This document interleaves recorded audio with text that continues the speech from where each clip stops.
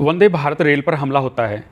वैसे जो ट्विटर पर, इंस्टाग्राम पर मैं देखता हूँ टुकड़े टुकड़े गैंग और कुछ तथाकथित सेकुलर पत्रकार है जो आजकल बेरोजगार हैं, वो हर मुद्दे पे सरकार के खिलाफ लिखते हैं, लेकिन उन्होंने एक बार भी वंदे भारत रेल पर हुए हमले के बारे में नहीं लिखा। ये उनका देश प्रेम है।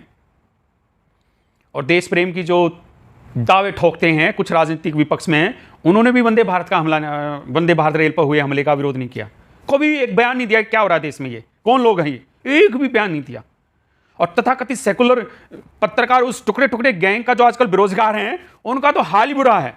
एक बार एक ट्वीट, एक शब्द नहीं देखने का मिलेगा सोशल मीडिया पे कि वंदे भारत पे हमला हुआ। हाँ, कहीं पर वो जरूर ट्वीट उनका देखना मिलता है कि वंदे भारत से कोई कहीं पे कोई जानवर या कोई पशु टकरा गया तो उसमें वंदे भारत का जो आगे था लोहा लगा हुआ होता है वो टूट गया या वो डैमेज हो गया, वो जरूर कि नई वंदे भारत मोदी की वो डैमेज हो गई, वो जरूर कटास करेंगे। शर्म नहीं आती इन लोगों को कि जो देश की संपत्ति पर हमला कर रहे हैं, कम से कम उनका तो विरोध कर दो। बनते हो तुम देश प्रेमी, दरअसल तुम देश प्रेमी नहीं हो।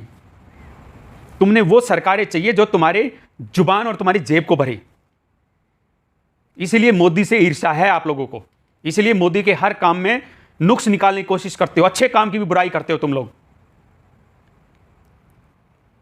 और मुझे तो हैरानी हो रही है वो लोग जो देश की संपत्ति पर हमला कर रहे हैं। अरे मोदी जी से विरोध है तो वैसे ही विरोध करो, मत दो वोट, लेकिन कम से कम देश की संपत्ति को तो नुकसान मत पहुंचाओ। शर्म करो कुछ, उसमें तुम भी बैठोगे, तुम्हारे परिवार के काम आएगी वो। देश की संपत्ति वो हमारी।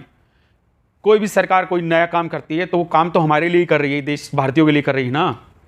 इतनी तो शर्म कर लो यार। ये देश का अन्न खाते हो, पानी पीते हो, हवा लेते हो इस देश की, और उसी के वफादार नहीं हो। जय हिंद।